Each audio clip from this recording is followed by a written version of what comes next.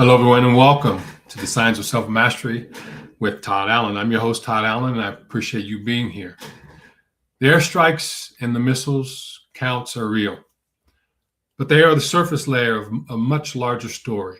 Underneath the military campaign, a separate battle is underway. And who controls the world's energy flow, who gets to use which financial system, and whether a 50-year-old arrangement that has underpinned American economic power survives this conflict intact, we don't know. Tonight's broadcast covers what the deeper story looks like, segment by segment, backed by verified reporting from multiple international sources. No political agenda, no editorial slant, just the facts that are not making the front page. Inside, we'll see the electronic warfare disrupting ship navigation, the shadow fleets keeping oil moving, how Iran is selectively opening and closing the strait, what Gulf states are quietly doing, the nuclear stockpile nobody can locate, and the petrodollar under direct challenge for the first time in 52 years. So buckle up. It's going to be an interesting show. Before we get started, let me know where you're from. Put in the comment section where you're from and how you heard about us, if you don't mind. So let's start with segment one. This war has a long prehistory, and here's the honest version. The conflict did not begin on February 28th. It is the product of nearly a decade of escalating decisions by multiple governments, and understanding the sequence matters if you want to report it fairly. The 2015 nuclear deal, called the JCPOA, was the last moment of genuine diplomatic architecture between Iran and the West. 6 countries negotiated it. It lifted sanctions on Iran in exchange for strict limits on uranium enrichment and full IAEA monitoring across access. In 2018, the Trump administration unilaterally exited the agreement. Iran responded by systematically expanding its enrichment program and curtailing inspector access. By 2026, the IAEA had limited visibility into what Iran was actually doing and what they had. Between April and October 2024, Israel and Iran attacked each other directly and openly for the first time in their history. 4 separate exchanges. Israel strikes in late 2024 destroyed most of Iran's Russian-supplied S-300 air defense systems. That left Iran significantly exposed. In June of 2025, the U.S. and Israel conducted a 12-day war targeting Iran's nuclear infrastructure. It set the program back significantly, but Iran's missile production was reportedly ramping up fast. Let me see, am I on? Here we go. All right.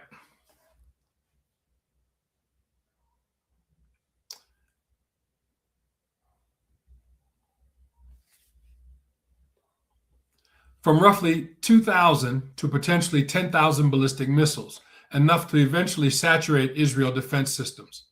In January 2026, Iran's security forces killed thousands of protesters in the largest crackdown since the Islamic Revolution.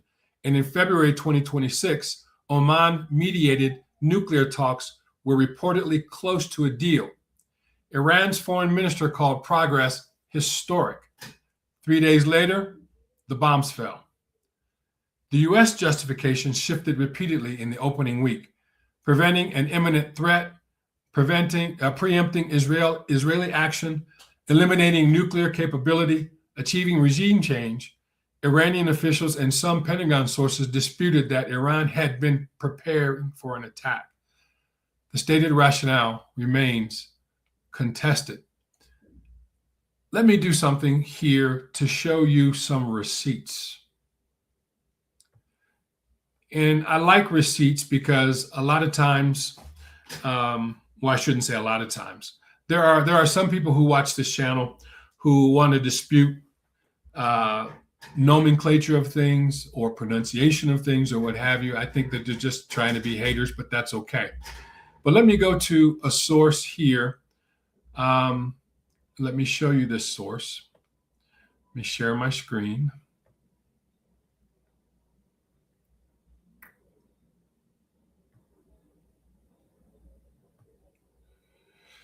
This is Al Jazeera.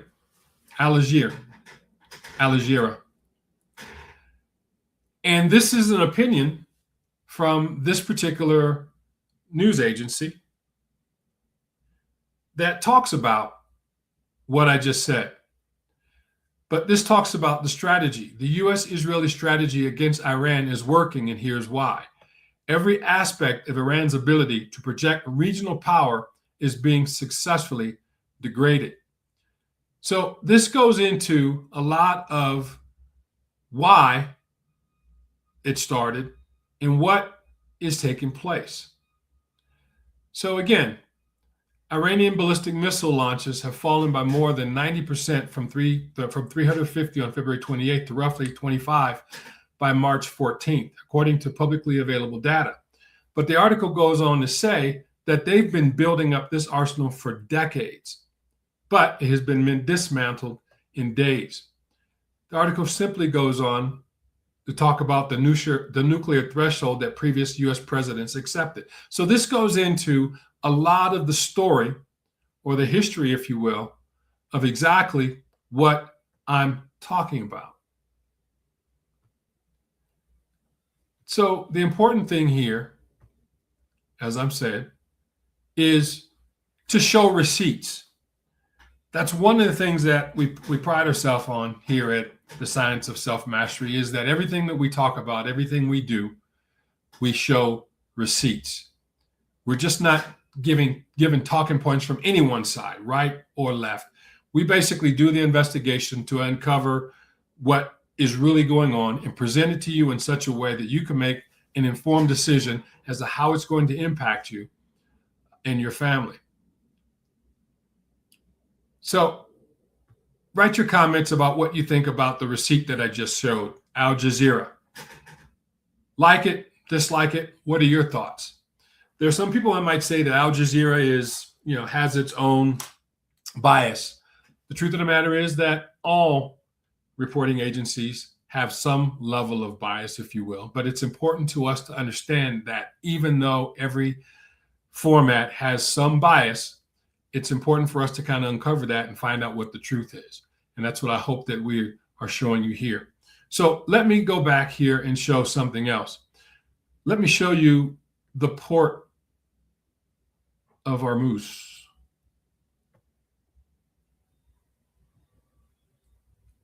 The Strait of Hormuz.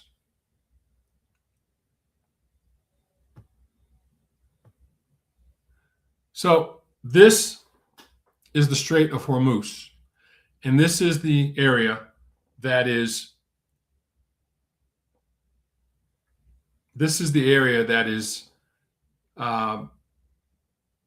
very, very important for shipping in particular. And so the strategy for Iran at this particular point is to cut off access to the port of Hormuz, or to allow its allies, if you will, entry, easy access, and to enter into regress from this particular area. That at its narrowest point, I think that there's 27 miles between in this that ships need to travel through. This small area here is the island that was hit last week, that was hit by U.S. bombs. This is the island that 90% of Iranian oil goes through this particular island, and all military points were said to be destroyed last week. So this is the area that is being contested.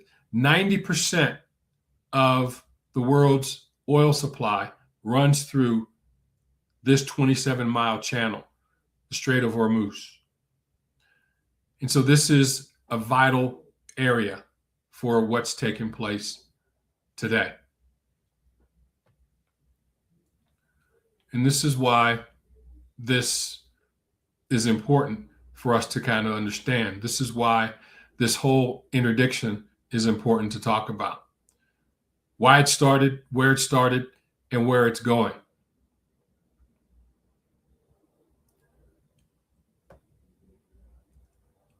The opening 72 hours of what the United States called Operation Epic Fury was not a targeted strike campaign. It was the largest U.S. air operation in at least 2 decades, executed simultaneously with an Israeli campaign of comparable scale. In the first 12 hours, the U.S. forces conducted 900 separate strikes. Israel launched nearly 200 fighter jets and hit approximately 500 targets in a single day. B-2 stealth bombers operating with impunity dropped 2,000-pound munitions on underground nuclear and missile facilities. By March 2nd, U.S. Central Command declared local air superiority over Western Iran and Tehran, meaning their aircraft could operate there without being intercepted. Remember that the Israeli attack that was in the 12-day war was primarily aimed at the aerial protection that the Iranian government had. And so coupled with this new interdiction was designed to create air superiority relatively quickly. The sequencing was deliberate. Phase 1 suppressed Iran's remaining air defense and decapitated the command and control. Supreme Leader Khamenei was killed in the first wave, along with dozens of senior officials. Phase 2, which is now ongoing, is systematically dismantling Iran's defense industry base, missile factories, dual-use research centers, and underground launch complexes. The fact that the U.S. is now flying non-stealth B-1 bombers over Iran airspace is not incidental. It is a signal. The civilian toll is real and disputed. U.S. and Israeli strikes damaged more than 56 Iranian cultural sites in the first 2 weeks, verified by Iran's Cultural Heritage Ministry and partially confirmed by UNESCO, which documented damage to the Golstan Palace, the 17th century Chelo Satgun, and prehistoric caves in the Karamabad Valley, occupied continuously for 63,000 years. Iran's response was not limited to Israel, but by March 5th, it had fired over 500 ballistic missiles and nearly 2,000 drones at 9 countries: Bahrain, Jordan, Kuwait, Qatar, Saudi Arabia, Turkey, and the UAE. And at sea, a cluster of missiles struck Tel Aviv. Shrapnel from a ballistic missile damaged a building housing U.S. diplomats in Israel. The U.S. embassy in Kuwait was struck and closed. A French naval facility in the UAE was hit. The Crown Plaza in Bahrain was struck. Amazon's UAE data center took a direct hit, triggering cloud outages across the region. Both sides have caused civilian casualties and damaged civilian infrastructures. Presenting only one side of damage is not neutral reporting. So it is unfortunate that some historical sites have been hit. You can't replace that. You just can't replace those cultural sites, those historic sites, and that is very, very troubling.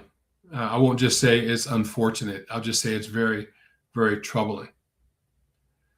I want to show something else here too, because we're going to talk about shipping, and I'm going to show something here in a moment.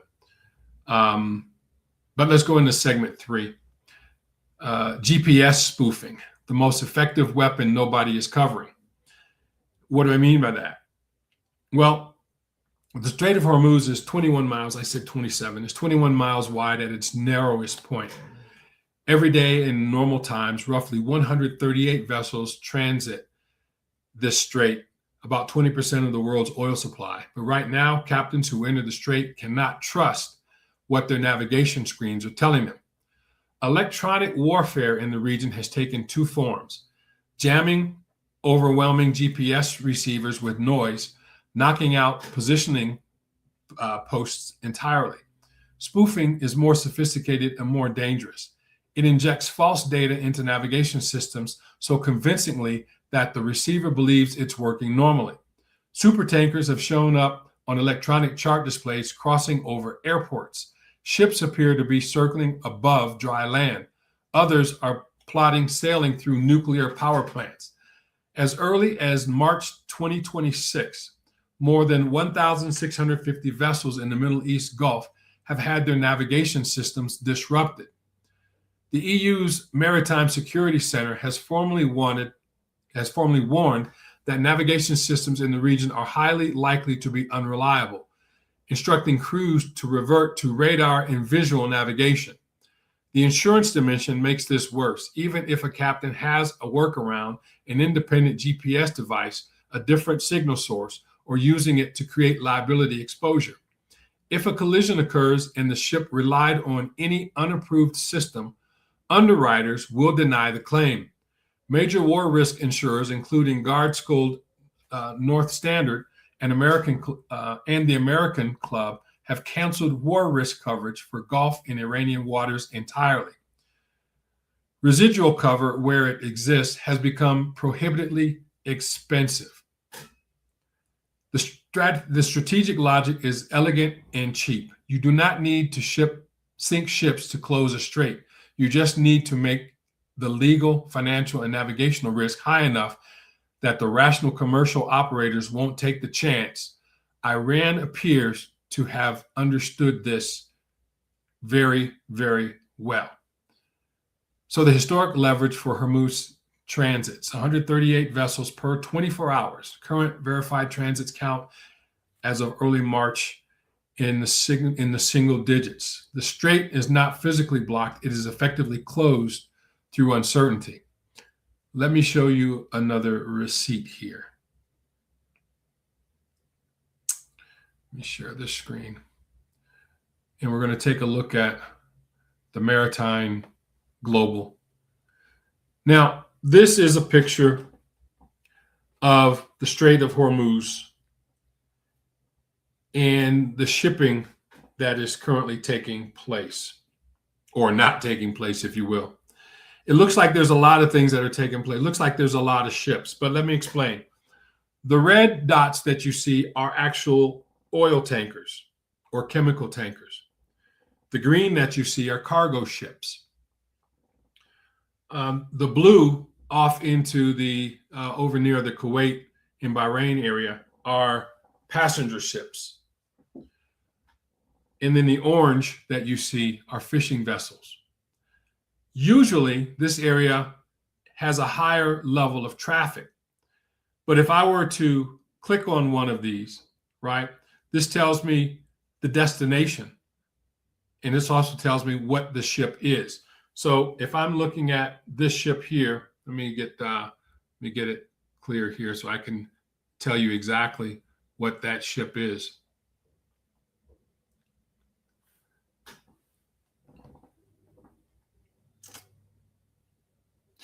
This site is maritimetraffic.com, and you could go to that and actually take a look and see what traffic is taking place.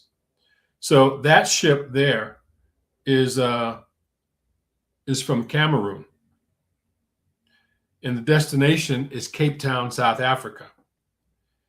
So this ship is live evidence of the rerouting story. A Cameroon flag vessel positioned at the Strait of Hormuz is not heading through the Red Sea towards the Suez Canal, the normal Europe-bound route. It is heading all the way around the bottom of Africa via Cape of Good Hope. So that tells you the navigation system of where it's headed. But let's take another look here. This is a Kuwaiti flag vessel. So it tells you where these things are basically going, right? So again, looking at what's happening here in the Strait of Hormuz, if I'm talking about this here, there are some ships that get through. For example, you may have a Chinese-based ship that is actually coming through. And we're going to talk a little bit about that as we go along here.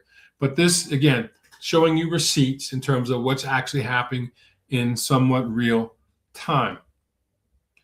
maritimetraffic.com. let me show something else here, which I think is kind of interesting. Hopefully you think it's interesting as well. Let's take a look and see what are some of the flights that are taking place in and around this region. Let me go back.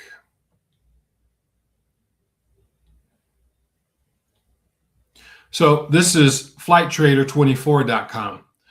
What's interesting is that you see all of this air. There's nothing flying in this airspace. You're talking about Syria, Iraq, Iran. A lot of the flights are coming through, Saudi Arabia in that area, but all of this airspace is controlled at this particular point by the United States and Israel.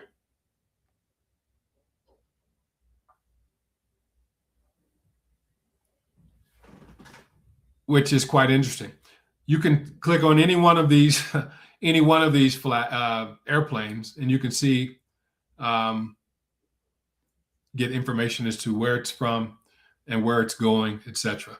But when it says that United States has air superiority, they control all of this airspace.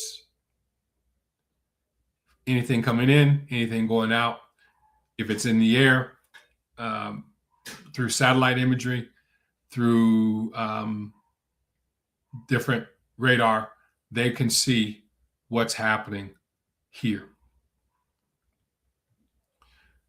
Again, talking about air superiority from the U.S. and Israel.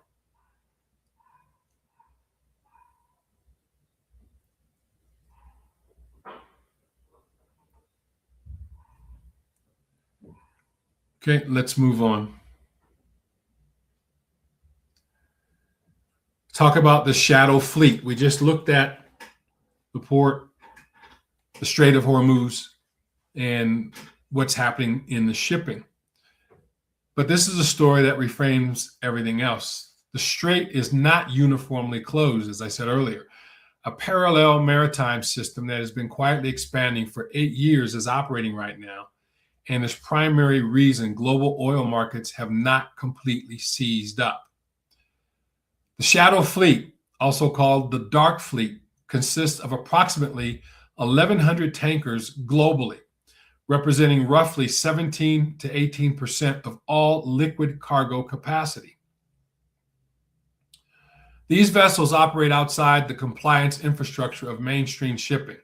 No Western insurance, no SWIFT connected financing, AIS transponders turned off, flags of convenience registration, and in some cases, falsified IMO identification numbers. The maritime equivalent of scraping a VIN number off a car. Iran began building this infrastructure systematically after 2018 sanctions reimpositioned them. Russia dramatically scaled it up after 2022. The result is a functionally parallel logistics chain that is largely impervious to the pressure tools Western governments have historically relied on. In the first week of March 2026, approximately half of all tanker and gas carriers transits through the Strait of Hormuz were shadow fleet vessels. According to Lloyd's List analysis, these are the ships getting through. Western flagged, Western insured commercial shipping is not. Iran itself has not stopped exporting since February 28th. At least 14 Iranian oil loadings have been tracked.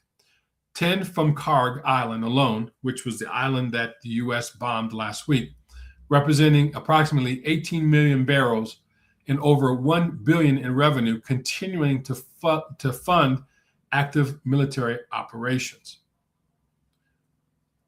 Now, I had someone kind of be upset with me when I was talking about Iran funding other militaries. In this article is just is again confirming that this is part of what they do, is that they do fund other militaries that are closely aligned with their ideology to be disruptive in the region. I called it proxy military. And I think that I had a person get kind of upset with me when I said proxy military. Um, so thanks for watching. Appreciate it. And you listening that intently.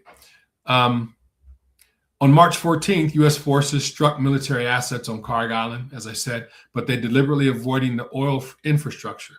They avoided the oil infrastructure because if they were to completely take out the oil infrastructure at Kharg Island, when hostilities ceased and the rebuilding takes place, they would have essentially crippled Iran's ability to generate income from oil. Now, it doesn't mean that they don't have other natural resources that they can use to generate income, because they do. However, it would take years for them to develop that infrastructure to support that green energy. So I believe that was the idea behind it. All 55 crude storage tanks remain intact per satellite imagery. Loading activity resumed the following morning.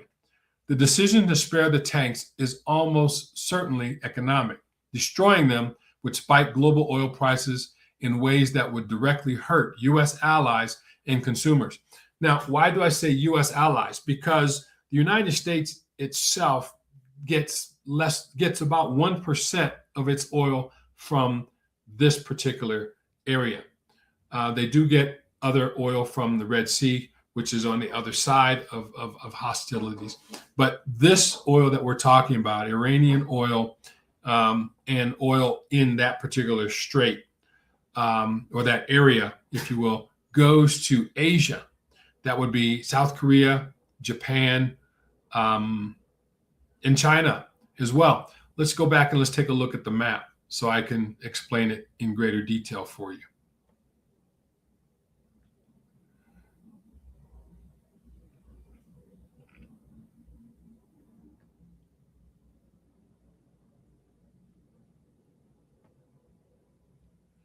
Okay.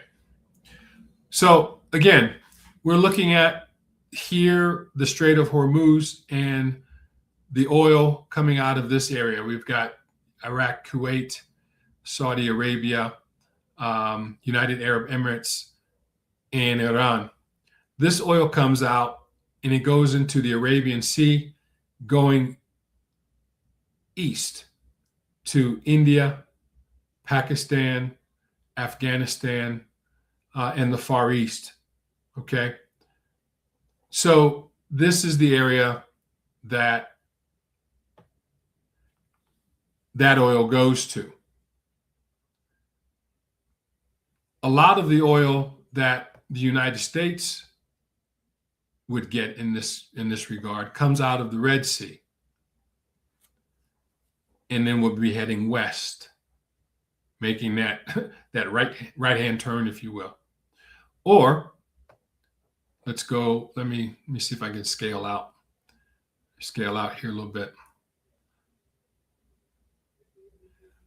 Or here you have the Suez. And so the oil that would head west would come through the Suez, right? To cut the shipping time. And then that would then go into that other area as well. As you can see, I'm trying to play around with this.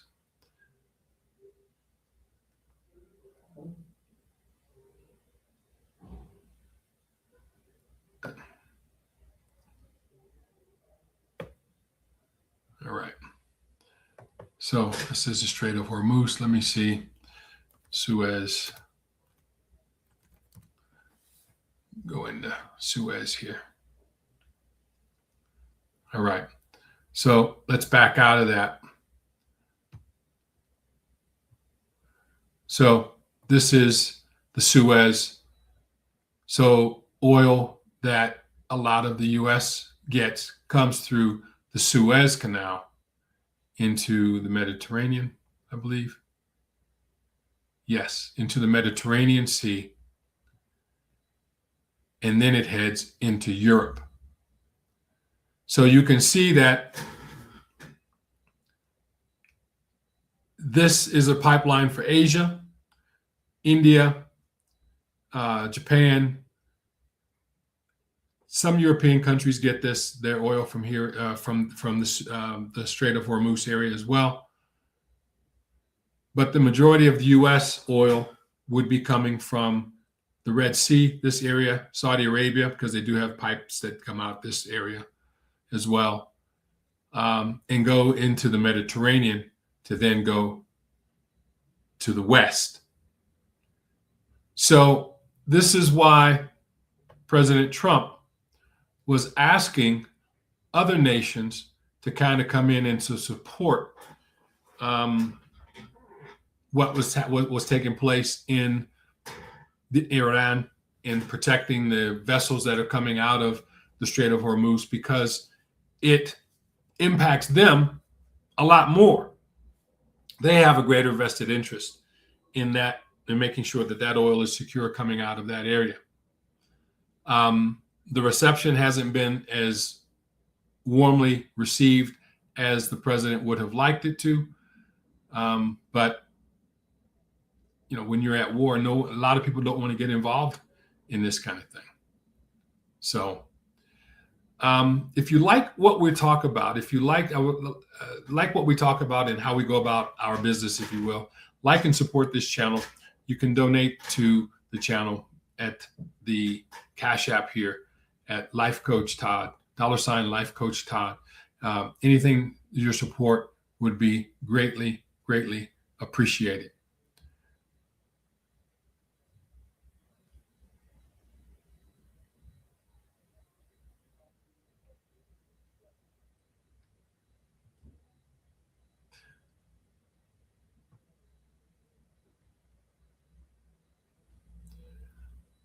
Let's continue.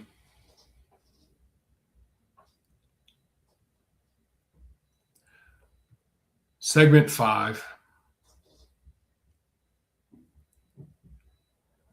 The Strait as a diplomatic instrument. So Iran is not randomly threatening ships. It is making deliberate strategic choices about who transits the Strait, and those choices reveal its actual diplomatic goals more clearly than any press statement. On March 5th, the IRGC formally announced the Strait is closed only to vessels from the United States, Israel, and their Western allies. For everyone else, passage is negotiable, country to country, cargo by cargo. India confirmed that 2 of its tankers transited safely after bilateral talks with Tehran. A Turkish-owned vessel got clearance after direct government contact. A Pakistani-flagged tanker sailed out without incident. Iraqi ships are permitted as long as there is no U.S. or Israeli connection in the ownership or cargo chain. Iran is also reportedly weighing a more proactive condition, allowing transit only for cargoes settled in Chinese yuan rather than U.S. dollars. And we'll unpack that in a little bit. So we should note that Iran is also trying to not only survive this conflict militarily, it is trying to reshape the financial architecture around the strait at the same time. Meanwhile, the Gulf states are scrambling for workarounds. Saudi Arabia is diverting oil west through the east-west pipeline to the Red Sea port of Yanbu. The UAE is routing supply south through Abu Dhabi crude oil pipeline to Fujairah on the Arabian Sea. But the combined capacity of both pipelines tops out at 3.5 to 5.5 million barrels per day, against the strait's normal 20 million. There is no real bypass. There is only damage limitation. So Trump has publicly called on China, France, Japan, South Korea, and the UK to join a coalition to reopen the strait militarily. As of March 17th, today, Australia declined, Japan declined, Germany declined, Greece declined. The UK gave no commitment. No country has sent ships. Oil is trading above $1 per barrel from roughly $65 per barrel before the war. That's a 40% increase is already in your gas prices, your shipping costs, and your grocery receipts.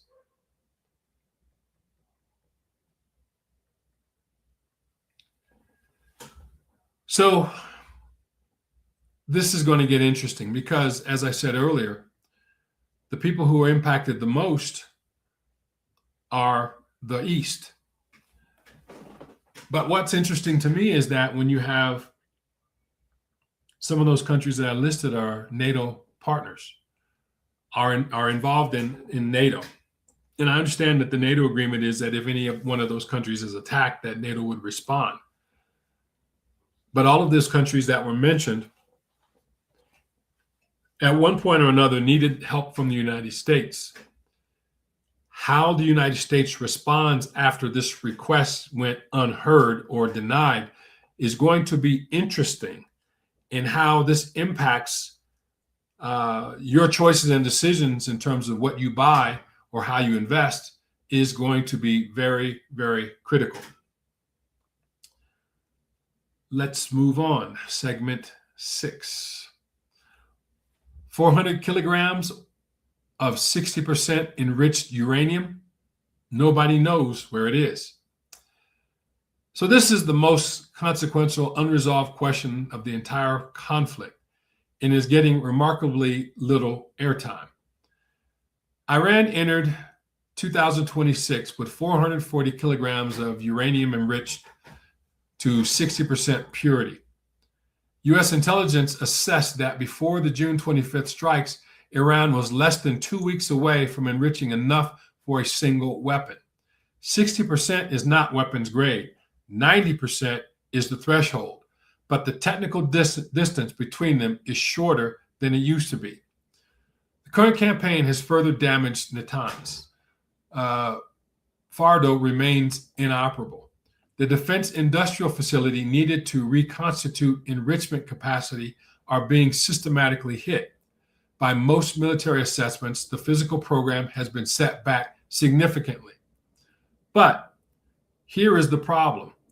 Since the IAEA monitoring was suspended and access curtailed after 2018, independent verification of Iran's stockpile has been incomplete. Iran has maintained throughout that its nuclear program is peaceful, but nobody outside Iran can currently confirm where 440 kilograms of 60% enriched uranium is located, whether any of it has been moved or what condition it is in. With Iran internet largely blacked out, physical access to facilities destroyed or restricted, and ongoing strikes making on-ground verification impossible, the nuclear status of Iran remains, as of March 17th, officially unknown.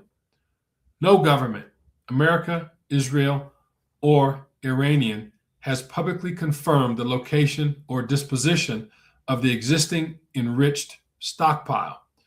That is not a talking point. That is a verified fact.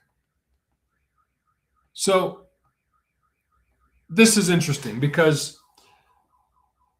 of the political nature or philosophy of Iran, I believe that is why many believe that Iran was a threat, and that if they got the ability to have a nuclear bomb, a lot of people believe that they would have used it, and they think that they would have used it against Israel because of the historical angst against Israel.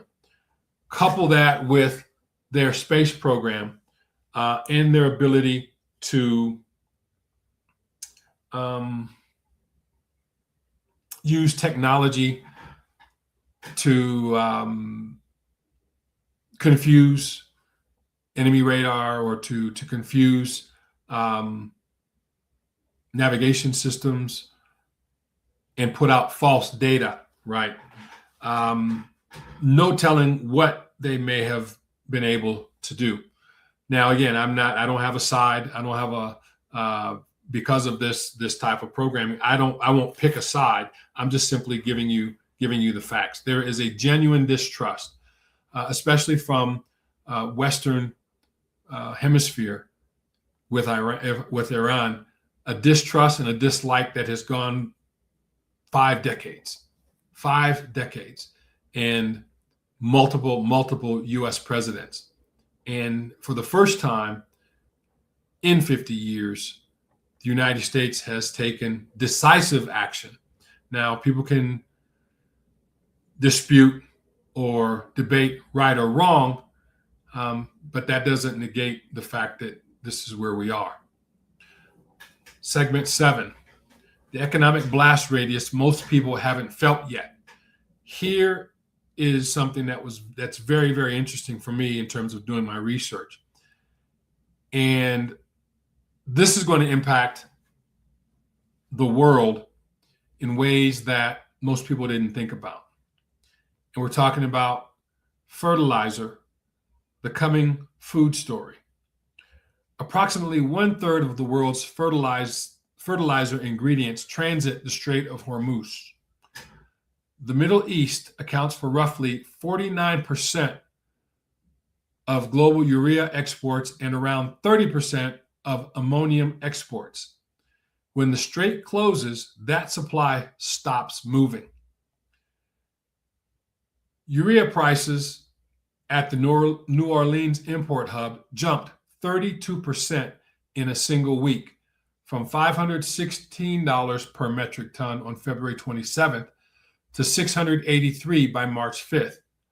For American farmers, a ton of fertilizer costs the equivalent of 126 bushels of corn, up from 75 bushels in December 2025. The cost increases get passed directly to consumers in the fall. Shout out to XL Pro. How you doing, my friend? Glad you're here. The timing is brutal. The strait closed at the start of spring planting season. Ships from the Persian Gulf to the U.S. Gulf Coast take about 30 days. Fertilizer disrupted today will not arrive in time for March and April planting. You will not see the story on the front page until harvests come in short. And by then, the connection to this conflict will be less obvious. Another product, helium. The semiconductor supply chain nobody is watching. Qatar is among the world's largest helium suppliers. Damage to the Ras Lafa energy hub in the conflict has taken roughly 1/3 of global helium supply off the market. Helium is not just for balloons. It is a critical input for semiconductor manufacturing and medical MRI machines. The supply is geographically concentrated and not easily replaceable. A prolonged disruption will tighten the chip supply chain at a moment when it was already fragile. Here's the long-term structural picture. History is instructive here. The 1973 oil embargo drove France to build 56 nuclear reactors. The 1979 Iranian Revolution triggered Japan's decade-long energy efficiency program. Supply shocks of this magnitude force structural change, but that adjustment takes years. The immediate damage accrues in the meantime, and it accrues disproportionately to countries least able to absorb it. Developing economies that import food and fuel and have no buffer. It's going to be immense. Again, when we're talking about fertilizer and food shortages, and these are, when we talk about decision integrity, these are some things that go unnoticed. These are things that are not the primary thing, because most people see, oh, it's the oil, but they don't see the capillaries that this goes into and how this impacts the world and how it's ultimately going to impact your pocketbook. The war's economic impact will likely outlast its military phase. Supply chains disrupted now will not normalize until well after ceasefire, if one comes. Fertilizer story in particular has the potential to become a humanitarian crisis by the third quarter of 2026. let that sink in. Comment what your thoughts are about the fertilizer situation. And before we go on further, I'm going to show you another receipt.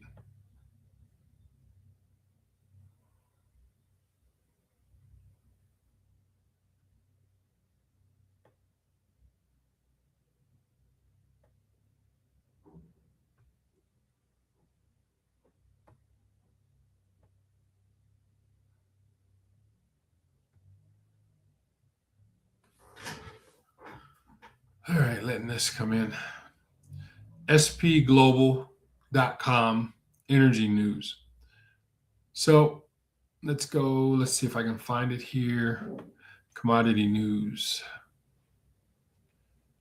Latest news.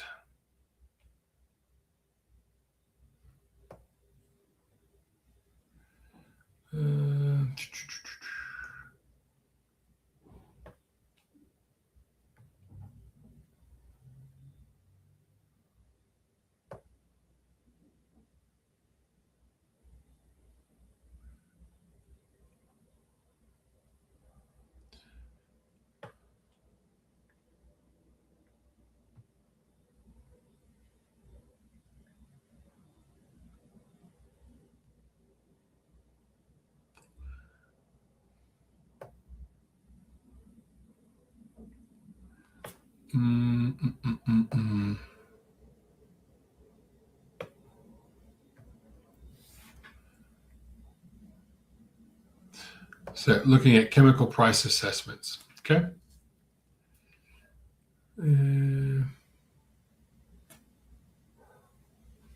So you can see different things, methanol price assessments, and the like. I was looking for, and I can't find. I had it this afternoon, but I can't find it at the moment. So let me do this. Let me stop sharing, and let me look for this here really quickly. Thank you for your patience here.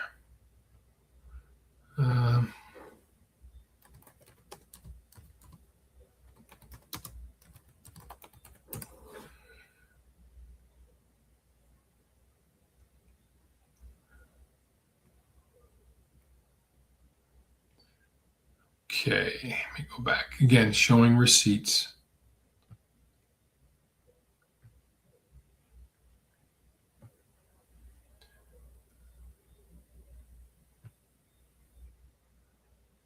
Showing receipts. Okay.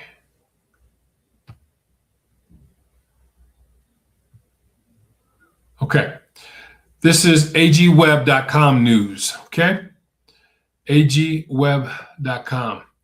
Will soaring fertilizer prices change farmers' acreage plan? While USDA predicts a shift to soybeans, spiking input costs in the Middle East supply gaps have northern growers weighing corn yield potential against a volatile fertilizer market. Again, you can go there and you can see this yourself. But predicts indicated nearly 5 million fewer acres of corn in the U.S. this year and 4 million more acres of soybeans. So what they're doing is they're trying to shift, again, from corn to soybeans, right? So it says corn offers a better chance of profitability. But again, we're talking about the changing in fertilizer prices and how it may impact because of the Strait of Hormuz being essentially shut down for many. Okay, let me see. I stopped sharing. Where did I go?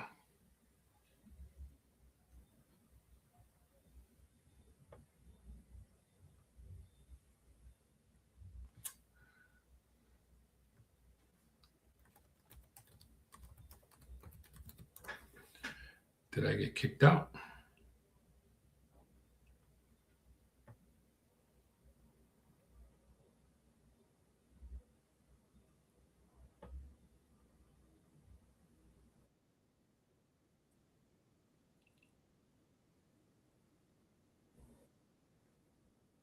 Okay, that was weird. Um,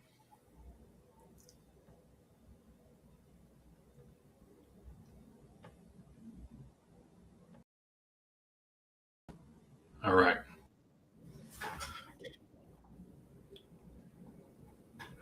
Sorry about that, folks.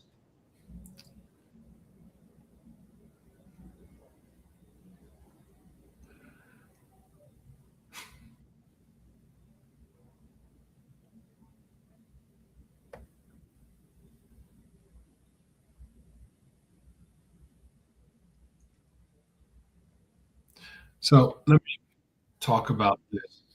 Why am I getting this feedback?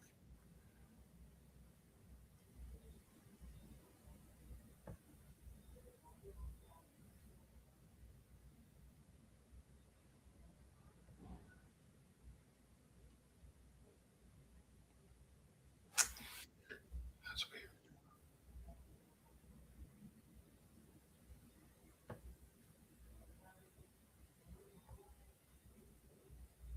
Okay, let's try this. So one of the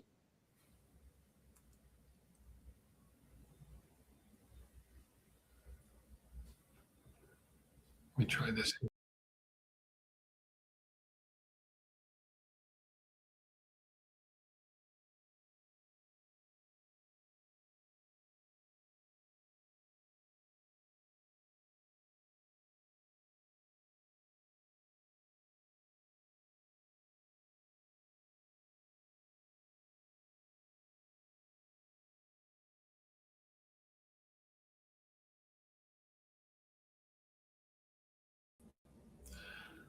Okay, sorry, I'm having a little bit of technical difficulty here, but I want to do this final segment.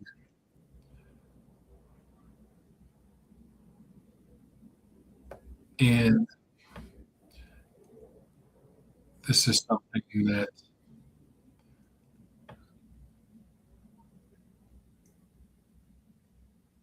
talking about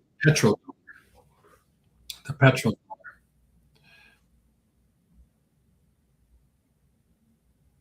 This is the most dangerous shot that wasn't a missile. Since 1974, I keep hearing that. I'm sorry, folks. Um,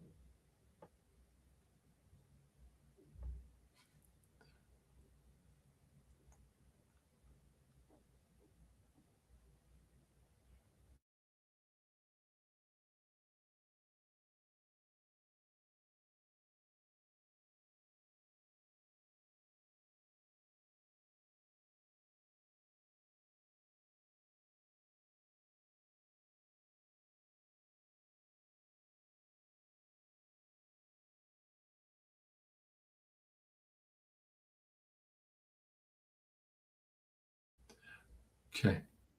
No.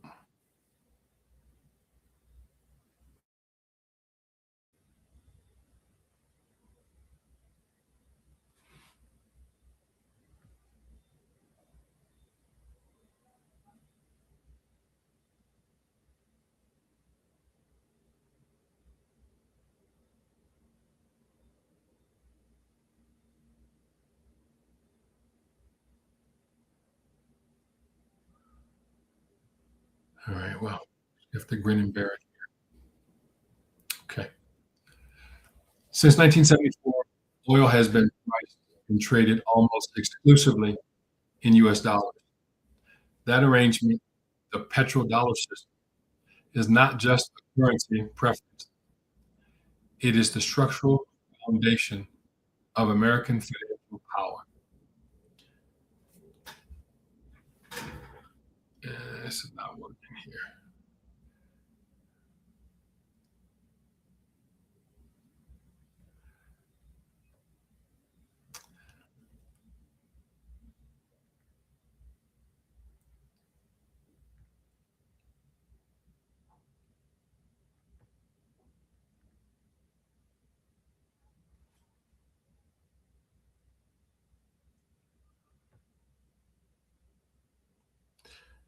If any of you have an idea on how to stop the echo, please place it in the comments.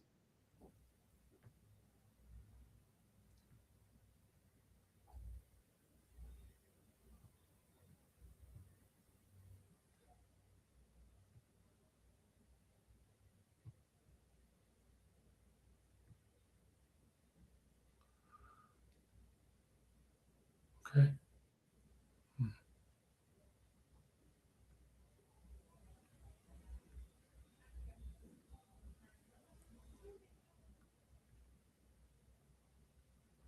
Okay. I'm floundering here, but that's okay.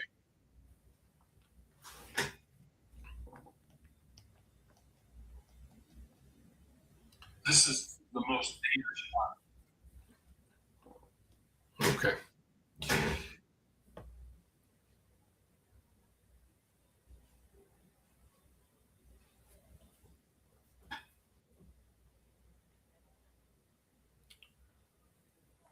Okay. The petrodollar system is not just a currency reference. It is a structural foundation of American financial power. Oil exporting nations accumulate dollars to buy energy. Those dollars get recycled into U.S. Treasury bonds. That recycling suppresses American borrowing costs and enables the U.S. to run deficits, sustain military commitments, and project economic leverage in ways that would otherwise be impossible for a country carrying 36 trillion in debt. Previous challenges to this system have historically not ended well for the challengers. Saddam Hussein switched Iraq's oil sales to euros in 2000. The U.S. invaded Iraq in 2003, and oil sales were reverted to dollars. Gaddafi advocated for a gold-backed pan-African oil currency. NATO intervened in Libyan civil war in 2011. The pattern is well documented enough to have its own name in geopolitical literature, where you find it casual, coincidental. The record is what Iran just did. On March 15th, a senior Iranian official told CNN that Tehran is considered allowing a limited number of tankers through the Strait of Hormuz on the condition that cargo is settled in Chinese yuan, not US dollars. This is not theoretical provocation. The infrastructure to execute it exists and is operational. China purchases roughly 90% of Iran's exported crude and settles payments through its cross-border interbank payment system, CIPS, and the digital yuan via Bank of Kunlun, a closed-loop settlement chain completely insulated from the SWIFT network and U.S. Treasury oversight.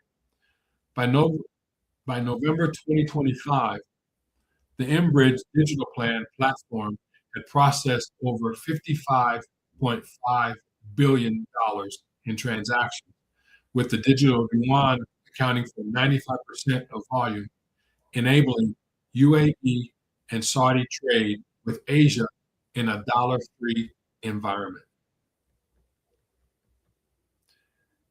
Iran has also moved primary oil loading infrastructure south of the strait via Gorajest pipeline to the Jasik oil terminal. The point of sale is now outside the military impact zone of the point itself. The logistics of the yuan-dominated non-SWIFT oil trade are not hypothetical. They are already running. The Saudi contradiction. The more complex story is Saudi Arabia. Riyadh built the original petrodollar deal with Washington in 1974 and has been its anchor ever since. But economic gravity has been quietly shifting. China is now Saudi Arabia's largest oil customer, its largest trading partner overall, and its fastest growing technological partner. Saudi Arabia has established a 7 billion currency swap with China and participates in the mBridge platform. It has not formally ended dollar pricing, but it has built every tool necessary to do so. The gap between Saudi Arabia's economic reality and its monetary architecture was widening before this war started. The conflict has now created a geopolitical context in which moving further towards non-settlement carries less diplomatic cost than it did 6 months ago. That is the story within the story. Military dominance can reopen the sea lane. It cannot compel a sovereign nation to use a particular currency. These are two entirely different kinds of power, and they require entirely different responses.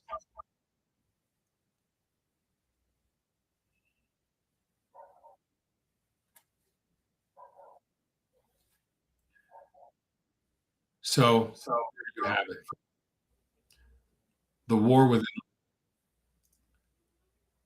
and what comes next is unknown.